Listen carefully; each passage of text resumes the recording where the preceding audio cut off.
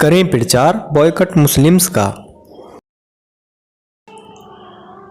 मृत्यु के 14 प्रकार। राम रावण युद्ध चल रहा था, तब अंगद जी ने रावण से कहा, तू तो मरा हुआ है, मरे हुए को मारने से क्या फ़ायदा। रावण बोला, मैं जीवित हूँ, मरा हुआ कैसे। अंगद जी बोले, सिर्फ सांस लेने वाले को जीवित नहीं कहते, सांस तो लोहार की धोकनी भी लेती है। तब अंगद जी ने मृत्यु के 14 प्रकार बताए। कौल काम्बस कुपिन विमूढ़ा, अति दरिद्र अजसी अति बूढ़ा, सदा रोग बस संतत क्रोधी, विष्णु विमुख श्रुति संत विरोधी, तनु पोषक निंदक अघ खानी, जीवत सब सम 14 प्राणी। नंबर 1, कामबस। जो व्यक्ति अत्यंत भोगी हो, काम वासना में लिप्त रहता हो, जो संसार के भोगों में उलझा हुआ हो, वह मृत समान है, जिसके मन की इच्छाएं कभी खत्म नहीं होती और जो प्राणी सिर्फ अपनी इच्छाओं के अधीन होकर ही जीता है, वह मृत समान है। वह अध्यात्म का सेवन नहीं करता है, सदैव वासना में लीन रहता है। नंबर 2, वाममार्गी। जो व्यक्ति पूरी दुनिया से उल्टा चले, जो संसार की हर बात के पीछे नकारात्मकता खोजता हो, नियमों परंपराओं लोक व्यवहार के खिलाफ चलता हो, वह वाममार्गी कहलाता है। ऐसे काम करने वाले लोग मृत समान माने गए हैं। नंबर 3, कंजूस।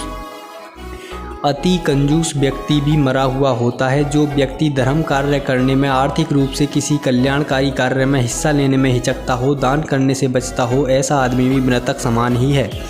नंबर 4, अति दरिद्र।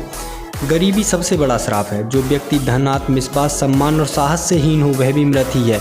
अत्यंत दरिद्र भी मरा हुआ है। गरीब आदमी को दुत्कारना नहीं चाहिए, क्योंकि वह पहले ही मरा हुआ होता है। दरिद्र नारायण मानकर उनकी मदद करनी चाहिए।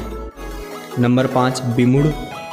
अत्यंत मूढ़ यानी मूर्ख व्यक्ति भी मरा हुआ ही होता है, जिसके पास बुद्धि विवेक न हो, जो खुद निर्णय न ले सके, यानी हर काम को समझने में या निर्णय लेने में किसी अन्य पर आश्रित हो, ऐसा व्यक्ति भी जीवित होते हुए मृतक समान ही है। मूढ़ अध्यात्म को नहीं समझता, जैसे हमारे मजहबी।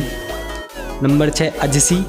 जिस व्यक्ति को संसार में बदनामी मिली हुई है, वह भी मरा हुआ है। जो घर, परिवार, कुटुंब, समाज, नगर, राष्ट्र किसी भी इकाई में समान नहीं पाता, वह व्यक्ति भी मृत समान ही होता है। नंबर 7, सदा रोगग्रस्त। जो व्यक्ति निरंतर रोगी रहता है, वह भी मरा हुआ है। स्वस्थ शरीर के अभाव में मन विचलित रहता है, नकारात्मकता हावी हो जाती है, व्यक्ति मृत्यु की कामना में लग जाता है। जीवित होते हुए भी रोगी व्यक्ति जीवन के आनंद से वंचित रह जाता है।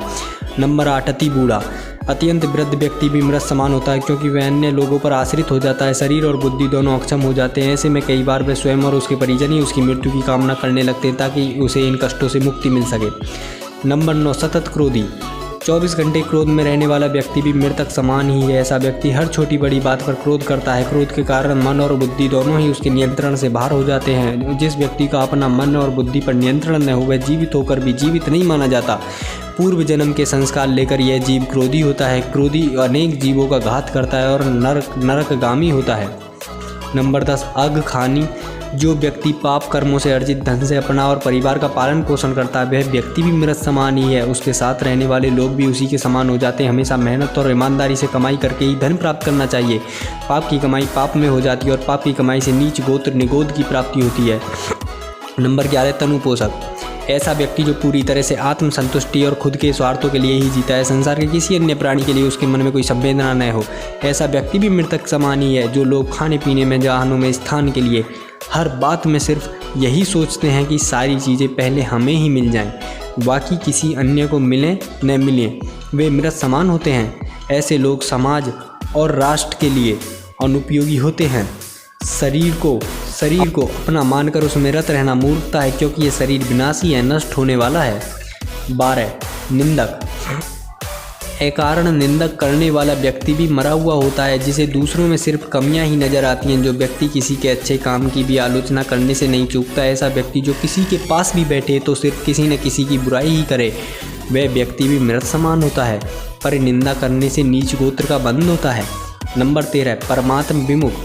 जो व्यक्ति ईश्वर यानी परमात्मा का विरोधी होता है, वह भी मृत समान है। जो व्यक्ति यह सोच लेता है कि कोई परम तत्व है ही नहीं, वो हम जो करते हैं वही होता है, संसार हम ही चला रहे हैं, जो परम शक्ति में आस्था नहीं रखता, ऐसा व्यक्ति भी मृत समान माना जाता है।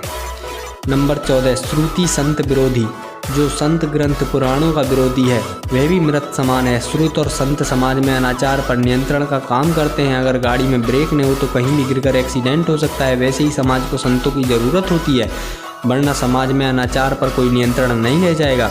अतः मनुष्य को उपरोक्त 14 दुर्गुणों से यथासंभव दूर रहकर स्वयं को मृतक समान होने से बचना चाहिए और मजहबियों का आर्थिक बहिष्कार करके भी आप अपने धर्म को बचा सकते हैं। अतः कुछ ना कर सको तो शांति समुदाय अर्थात मजहबियों का आर्थिक बहिष्कार जरूर कीजिए मेरे हिंदू भाइयों, और बदला लेना सीखिए। जय श्री राम।